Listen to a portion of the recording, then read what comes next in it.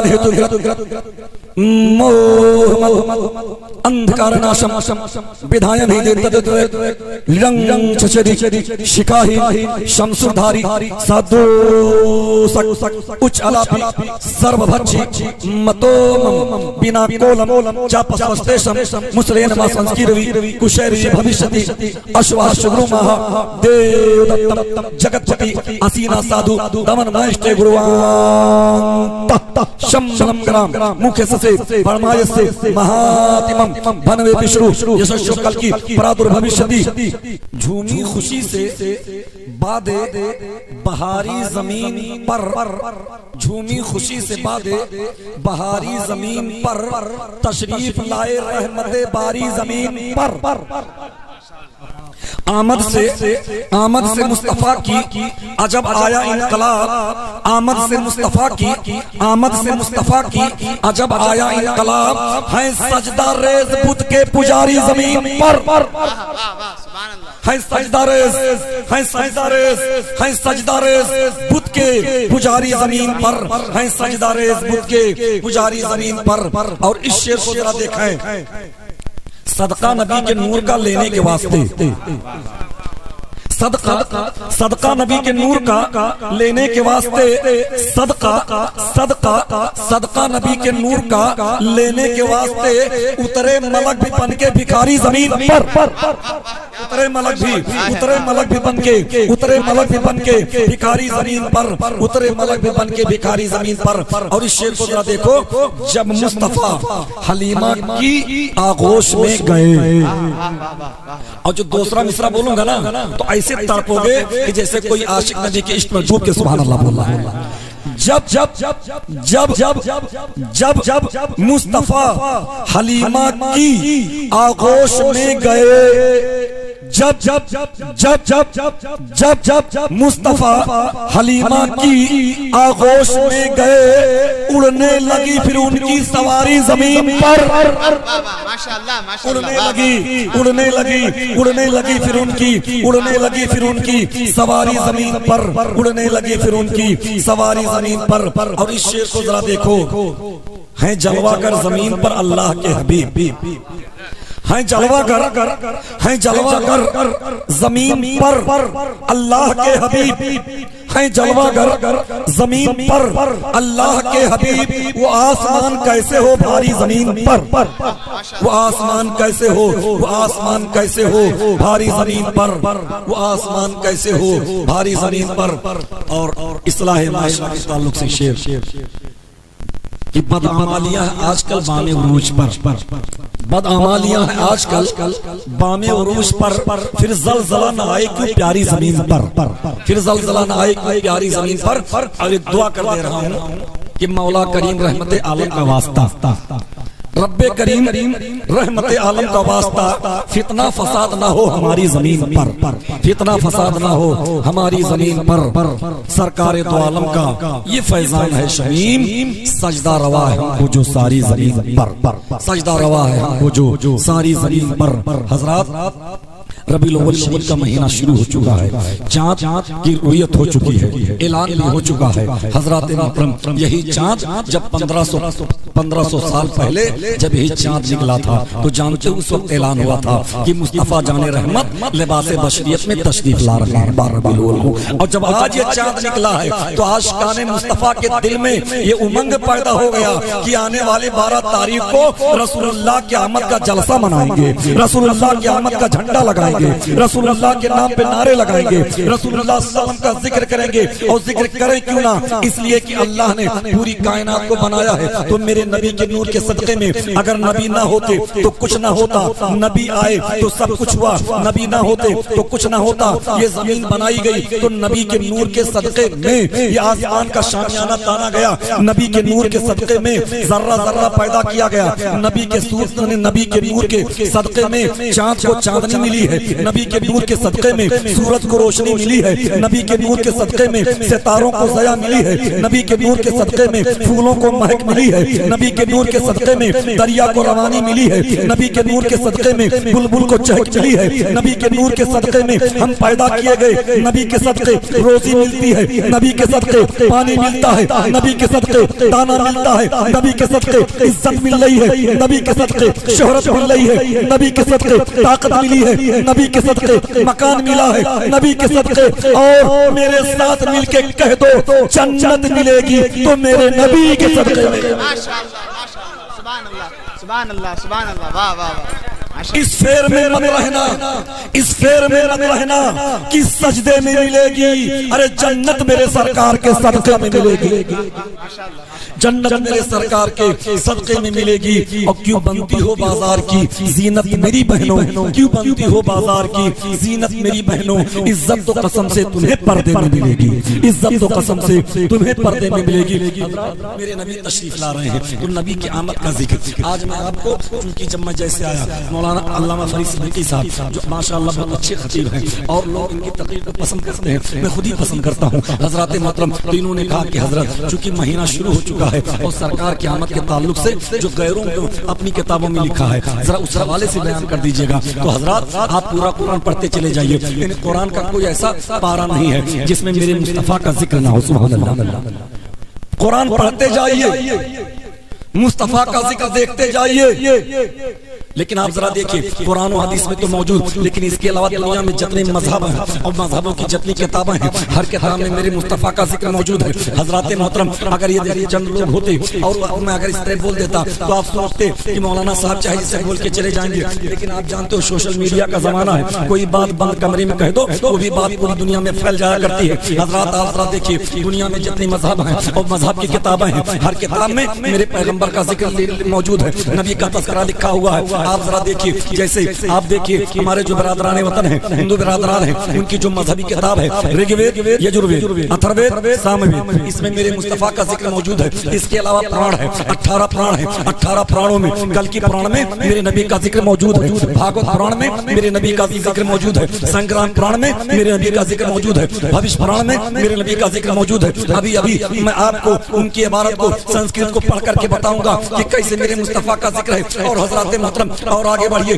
इसके अलावा आप जरा देखेंगे बौद्धिस्ट है ना, बौद्धिस्ट की 3 मजहबी किताब धर्मपट में मेरे मुस्तफा का जिक्र मौजूद है, जातक में मेरे मुस्तफा का जिक्र मौजूद है, और तो उसके बाद दीक निकाय में मेरे मुस्तफा का जिक्र मौजूद है। इसके अलावा आगे बढ़ेंगे पारसी की मजहबी किताब, उनकी 2 मजहबी किताब है, एक का नाम ज़ंदे औसत है, एक का नाम दसातीर है। ज़ंदे औसत में मेरे मुस्तफा का जिक्र मौजूद है, दसातीर में मेरे मुस्तफा का जिक्र मौजूद है। आप सिख जिन्हें आप सरदार कहते हैं, सिखों की मजहबी किताब जिसका नाम है गुरु ग्रंथ या आदि ग्रंथ, 2 नामों से याद किया जाता है। जब गुरु ग्रंथ को आप देखेंगे तो उसमें भी मेरे मुस्तफा का जिक्र मौजूद है। इसके अलावा आप क्रिश्चियनों को देखेंगे, क्रिश्चियनों की बाइबल में देखेंगे मेरे मुस्तफा का जिक्र मौजूद है। जो है ओल्ड टेस्टमेंट उसमें मेरे मुस्तफा का जिक्र मौजूद है। इन सारी किताबों में मेरे मुस्तफा का जिक्र मौजूद है। हर किताब ये कहती है नबी आएंगे, नबी को मान लेना, नबी आएंगे उनसे मोहब्बत करना, नबी आएंगे उनके रास्ते को अपना लेना, नबी आएंगे उनके तरीके पे चलते रहना। अब आप जरा देखिए भागवत पुराण का क्या कहना है। अज्ञान हेतु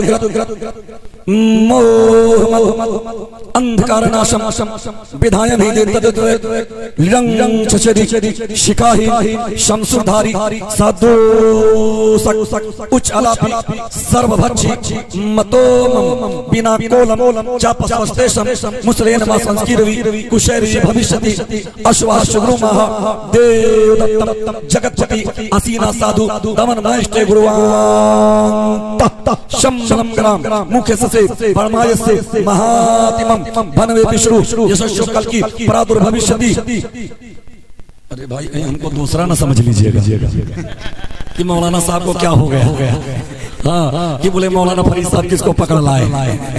हाँ बाहर भी लोग सुनते होंगे तो कहेंगे अचानक कहाँ शुरू हो गया हो रहा था, लेकिन टेंशन मत लीजिएगा, जबान बदली है बयान नहीं बदलेगा।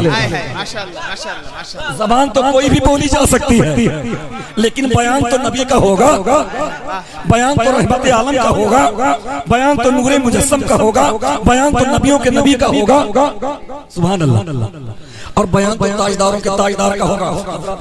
अब आप जरा देखिए, एक एक का तर्जमा करता हूँ और जरा बताता हूँ कि आमद मुस्तफा के ताल्लुक से ये किताबें क्या कहती है। इस किताब में नहीं, अब आप जरा देखिए, एक श्लोक पढ़ता हूँ और उसका तर्जमा करता हूँ। अश्वहा शिवरुमाह देवदत्तम जगतपति, यानी वो जो पैगंबर आने वाले हैं। एक बात और क्लियर कि ये जो बातें किताब लिखी गई ये मेरे मुस्तफा के आमद से पहले, अभी नबी दुनिया में लिबासे बशरियत में तशरीफ नहीं लाए, उससे पहले किताबों में दर्ज कर दिया गया कि वो जो नबी आएंगे तो उन्हें पहचानना। कैसे पहचानोगे? अश्वहा शिवरुमाह देवदत्तम जगतपति, यानी जब वो आएंगे तो घोड़े की सवारी करेंगे और वो उनकी सवारी बुराक भी होगी और वो जगतपति होंगे। ये संस्कृत का दो शब्द, एक जगत एक पति, जगत का तर्जमा यानी संसार दुनिया, यानी जगत का तर्जमा जब करोगे संसार दुनिया, और पति का तर्जमा करेंगे तो इसके माने होंगे, इसके माने होंगे यानी सिखाने वाला, निगहबान, हिफाजत करने वाला, मुअल्लिम, देख रेख करने वाला, कई मानों में आता है। लेकिन मैंने जब जगतपति का जब तर्जमा, जब दोनों शब्दों को जोड़ दिया जाए जगतपति, तो इसके माने होंगे यानी इसके माने होंगे पूरी कायनात का सरदार। और जब इसकी आप फारसी बनाओगे तो इसके माने होंगे सरवरे आलम। जो तशरीफ लाएंगे वो सरवरे आलम होंगे। बहुत दिनों की बात है, 2010 से पहले की बात है। मैं 24 साल हो गया मुझे स्टेज की दुनिया पर आई। तो 2010 से पहले की बात है। मैंने किसी इंडिया के किसी सूबे में, नेपाल याद नहीं आ रहा, मैं तकरीर किया। उसके बाद तकरीर के बाद अक्सर लोग आते हैं, मिलते हैं कैसे, तो उन्होंने कहा कि आपने जो तर्जमा किया जगतपति का, जो तर्जमा किया तो आपने तो पति के माने शौहर होते हैं, तो जगतपति तो आपने वहाँ पर सरदार और उसके बाद सरवर का तर्जमा आपने किया।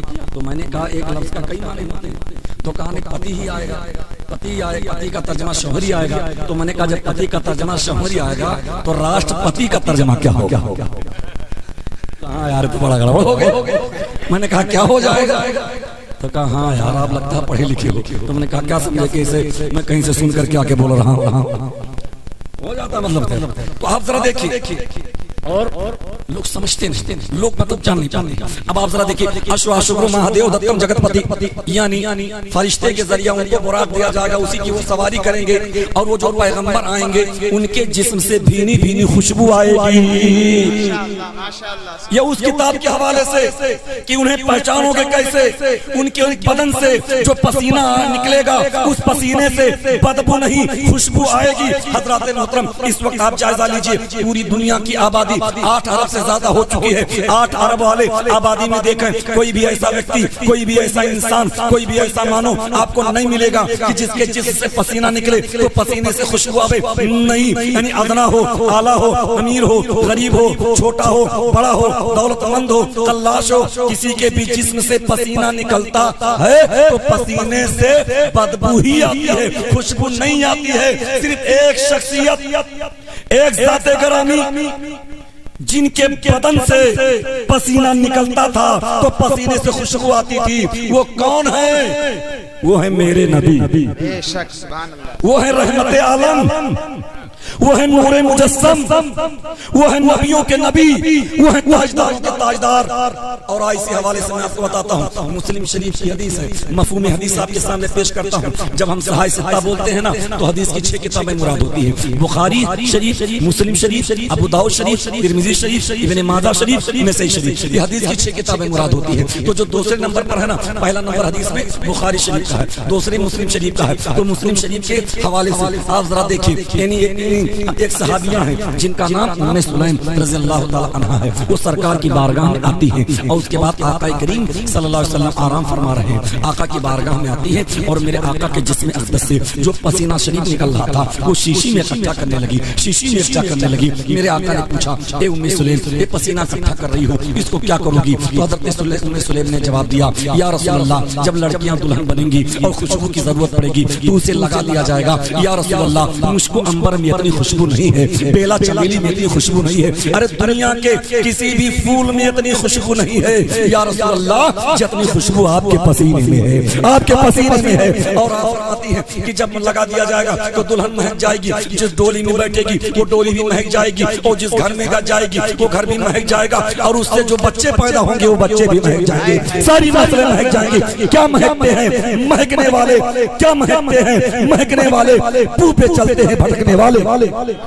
हज़रात मोहतरम आप जरा देखिए, कोई मेरे नबी की तरह कोई नहीं।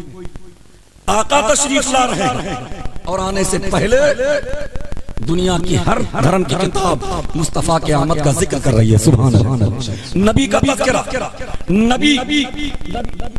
नबी करीम सल्लल्लाहु अलैहि वसल्लम के बारे में, आका के बारे में बताया जा रहा है। और हज़रात अब जरा देखिए, बात आ गई है, ये तो अभी तो मैं और भी पढ़ाऊं उसके तरफ आता हूँ, लेकिन कुरान से पूछा जाए, ए कुरान मेरे आका के बारे में बता। तो कुरान ने कहा पूछो क्या पूछना चाहते हो आका के बारे में। हमने कहा कुरान जरा ये बता, कुरान मेरे नबी के चेहरा के बारे में बता। तो कुरान ने कहा वद्दुहा, सुभान अल्लाह।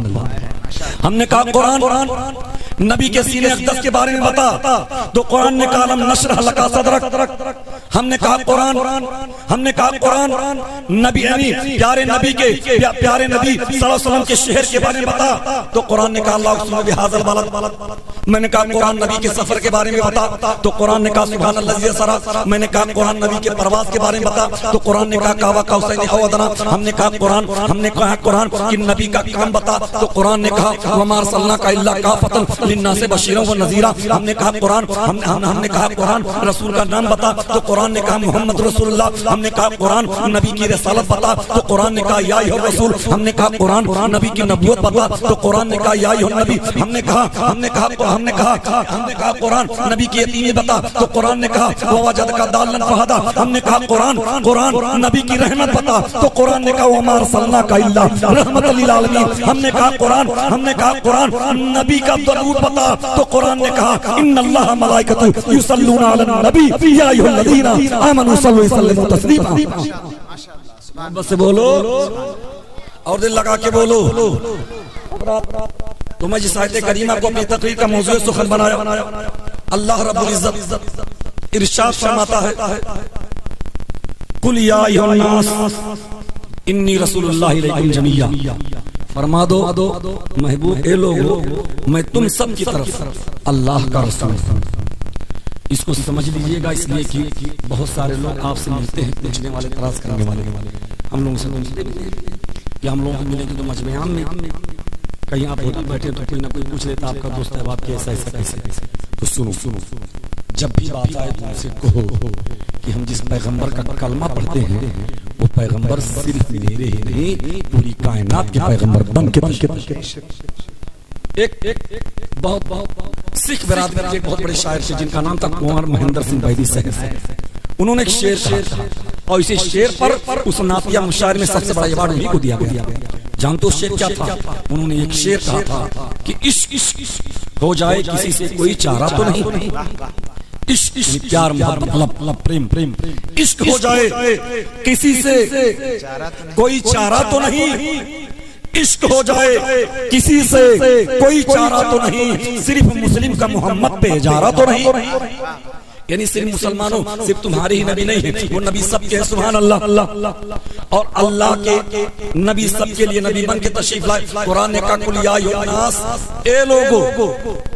मोमिनीन नहीं कहा, लोगों का लफ्ज इस्तेमाल किया। नास पब्लिक संपूर्ण जगत के पर भारी मक्की मदनी मेरे आका संपूर्ण जगत के पैगंबर संदेशा रसूल प्रॉफिट बन के तशरीफ लाए हैं। ये हमारी जिम्मेदारी बनती है कि लोगों को बताया जाए ए लोगों जिस पैगंबर के बारे में आज बहुत सारे नादान, बहुत सारे नाहंजार, बहुत सारे पाखंडी आए दिन रसूलुल्लाह की शान में गुस्ताखियां करते रहते हैं, रसूलुल्लाह की शान में ओल फोल बकते रहते हैं। ऐसे लोगों को मैं पैगाम पहुंचाना चाहता हूं कि सुन जिस नबी की शान में तू गुस्ताखी करता है उस नबी की तारीफ तू जिस किताब को मानता है तेरी वो किताब भी मुस्तफा की तारीफ करती नजर आ रही है। देखो अज्ञान है तो मोह अंधकार नाशम विधाएं भी देते थे तुम्हें। यानी जब हर तरफ जहालत ही जहालत होगी, हर तरफ तारीकी तारीकी होगी, तो मोहम्मद अंधकार नाशम मोहम्मद पूरा मजमा कह दे सल्लल्लाहु अलैहि वसल्लम। सरकार का नाम सुन के क्या पढ़ना चाहिए? दरूद। क्या पढ़ना चाहिए? दुरूद। अब जो भी दुरूद आपको याद हो, सबसे आसान और दुरूद यही है सल्लल्लाहु ताला अलैहि वसल्लम। वरना हम तो मिलाद में दुरूद पढ़ते हैं या हम दुरूद इब्राहिमी पढ़ते हैं। तो सरकार का नाम सुन के क्या पढ़ना चाहिए? दुरूद पढ़ना चाहिए। मेरे आका रमजान शरीफ का महीना है, आका करीम सल्लल्लाहु अलैहि वसल्लम मिंबर शरीफ पर तशरीफ ले जा रहे हैं। 3 जीना है, आका ने पहले जीने पे कदम रखा, आका फरमाते हैं आमीन। दूसरे जीने पर मेरे पैगंबर ने कदम रखा, पैगंबर ने फरमाया आमीन। तीसरे जीने पर पैगंबर इस्लाम ने कदम को रखा, आका फरमाते आमीन। सहाबा ने ये देखा कि आका आमीन कह रहे हैं, लेकिन आमीन कब कहा जाता है? जब कोई दुआ करता है तब उस पर आमीन कही जाती है। जब आप सहाबा दाएं बाएं आगे पीछे देखते हैं कि किसी ने तो कोई दुआ नहीं की, लेकिन आका ने आमीन कहा, तो इसका मतलब कोई दुआ किया होगा। भले हम देखें सुने, मगर आका जरूर देखते हैं, आका जरूर सुनते हैं। इसलिए कि मेरे आका आनी आलिम माकाना व यकून है। इसका मतलब क्या होता है कि जो हो गया है, जो होने वाला है, मेरे नबी सब जानते हैं। ये जानते हैं मेरे नबी, मेरा नबी गैब का आलिम है। एक अकीदा बना के रखो, और एक बात याद रखो, अकीदा ये बना के रखो कि मेरे नबी से बेहतर ना कोई था, ना है, ना होगा।